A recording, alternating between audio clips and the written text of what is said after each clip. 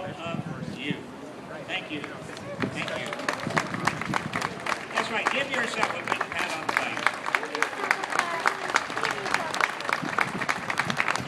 Because of Occupy LA and the Occupy movement around America, this country is beginning to discuss an issue and a set of issues it has avoided discussing for years.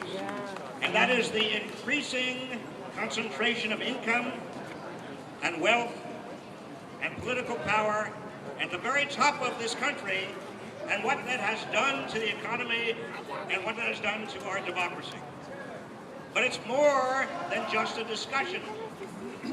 Because I can tell you, after having spent years in Washington, that nothing good happens in Washington unless good people outside Washington are mobilized and energized and organized to make sure it happens.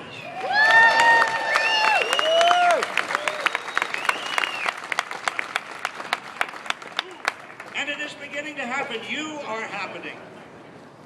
And that gives permission to millions of other people to not only have the discussion, but also to get mobilized and organized and energized around the same issues. You see, when 25 million Americans are looking for full-time work,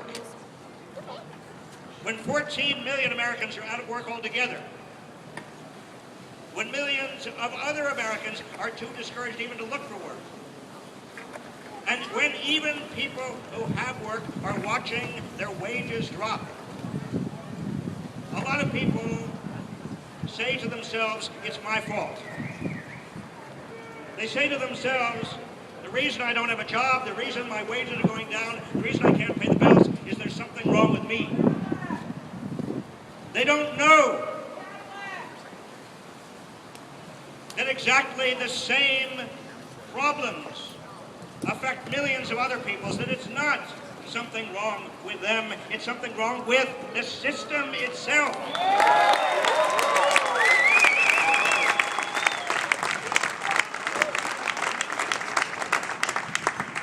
This economy is right now richer than it has ever been. This is the richest economy in the world. This is the richest economy in the history of the world. And yet, what are we doing? We are cutting education. We are cutting child welfare services. We are disregarding environmental problems. We are saying over and over again, all we need to do is cut this and cut that. We are getting rid of teachers. We are saying education. We don't care about any of this anymore because, why? Because we can't afford it? Well, let me make sure you understand. We can afford it. Ginger. We can afford it. We, the people, can afford it. This economy right now is twice as large as it was in 1980. But most people don't know that because their wages, if they have jobs, their wages have stagnated for 3 decades. In fact, they've been going down. If you adjust for inflation, they've been actually going down. Now, where's the money gone? If the economy is twice as large as it was 3 decades ago, and if most people have not seen a wage increase, in fact, most people, wages are going down and they're losing their jobs, where did the money go?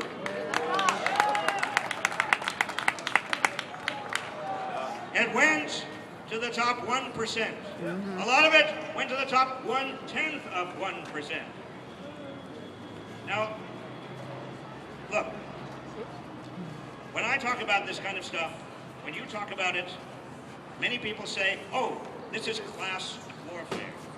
It is not class warfare. Okay.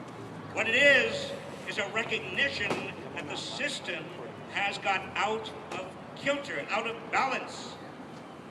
What we want to do is the same thing the progressives did at the turn of the last century, the same thing that FDR did in the 1930s, the same thing that we tried to do in the 1960s, and we certainly did with civil rights and voting rights. What that is to save the system from itself, save capitalism, because capitalism cannot function when so much income and wealth are going to the top.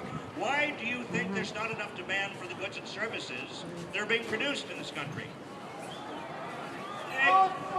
Exactly. There's not enough demand because consumers whose spending is 70% of the economy, they're worried about their jobs, they're worried about their wages, they're worried, and so they're not going to spend, and if they're not going to spend, who's going to create jobs if there are no customers? You see the vicious cycle we get into when so much income and wealth go to the top? But it's not just the economy that suffers. It's also our democracy.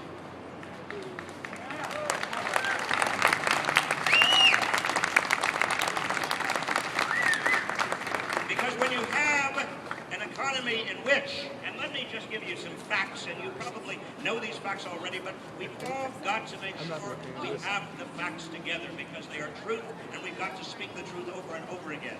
In the 1970s, when I began to look at all of this stuff, the top 1% were getting about 9% of total income. I thought that was pretty bad.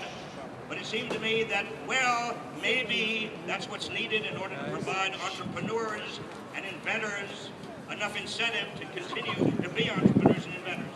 But then income kept on concentrating more and more and more. By 2007, the top 1% was no longer getting 9% of total income. By 2007, the top 1% was getting 23.5% of total income. And then you know what happened in 2008.